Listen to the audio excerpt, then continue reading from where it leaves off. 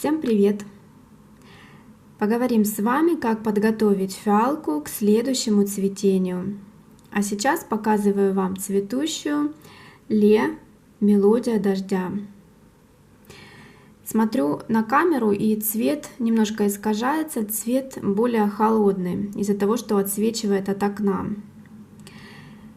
Полумахровые цветы звезды с нежным сиреневым окрасом, лавандовым окрасом и белым глазком. По лепесткам усыпаны розовые, белые горохи. Слегка волнистые края лепестков, усыпанные такими капельками. Отменные горошки, очень мне нравятся. Это первое цветение этой розеточки, поэтому цветет таким небольшим букетиком. Люблю я фантазийные сорта. Каждый цветочек индивидуален, уникален, отличается друг от друга, где-то больше, меньше усыпано этих фантазийных вкраплений.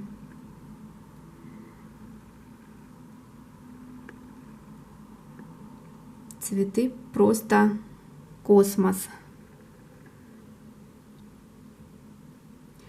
А сейчас разберем, как обильное цветение влияет на фиалку и что делать.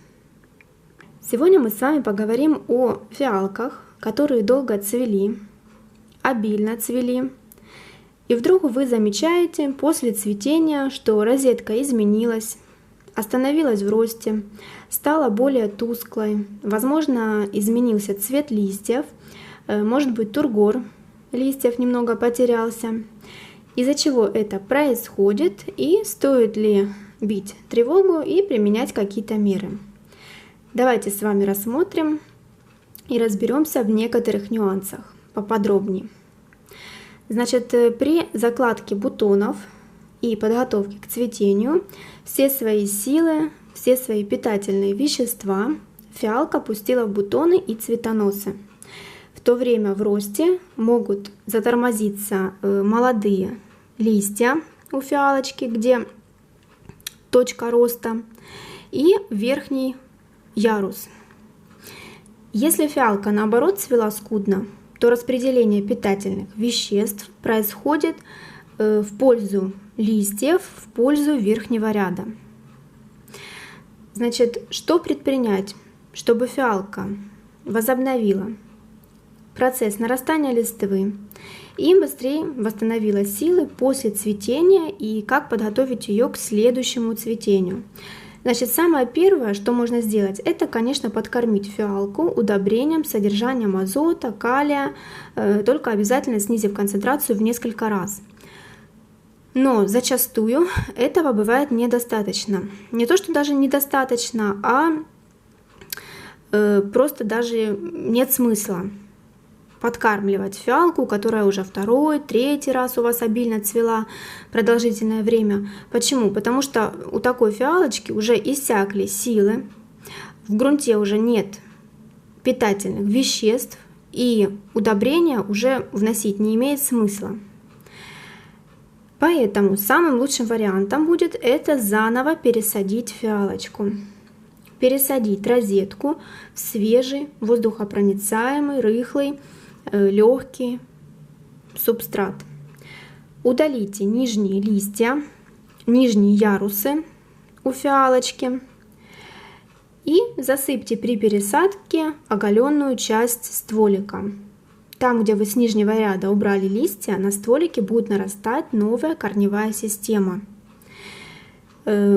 Можете на время восстановления уменьшить световой день, чтобы интенсивнее наращивались листья, а не лезли новые цветоносы, так как нам надо, чтобы фиалка восстановила силы, нарастила листовую массу, нарастила хорошую корневую систему и только потом начала цвести.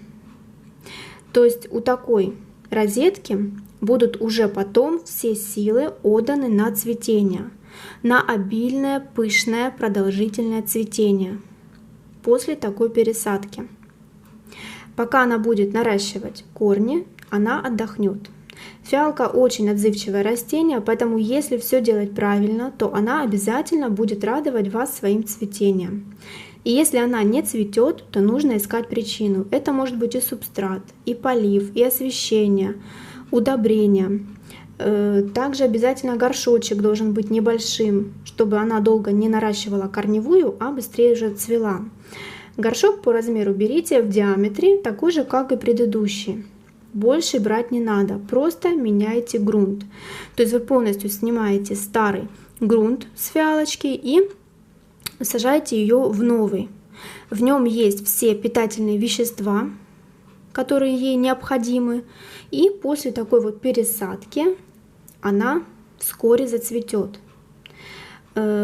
После цветения нужно помочь фиалке набраться сил и подготовить ее к следующему цветению.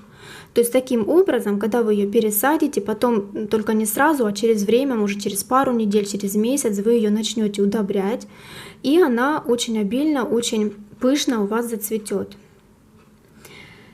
Также нужно ориентироваться на внешний вид растения. Некоторые сорта набирают бутоны, еще не закончив цвести постоянно. Когда цветоносы в конце цветения уже теряют привлекательность, то вы их просто обламываете.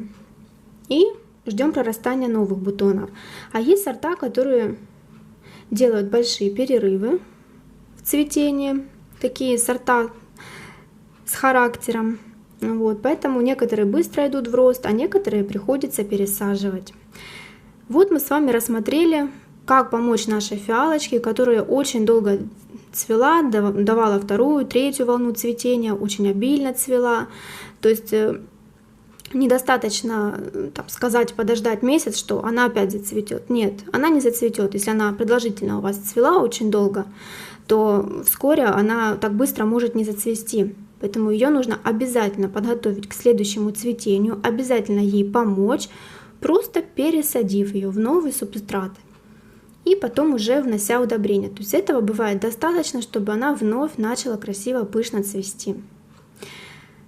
Вот мы с вами рассмотрели основные нюансы, от чего зависит последующее цветение наших фиалочек.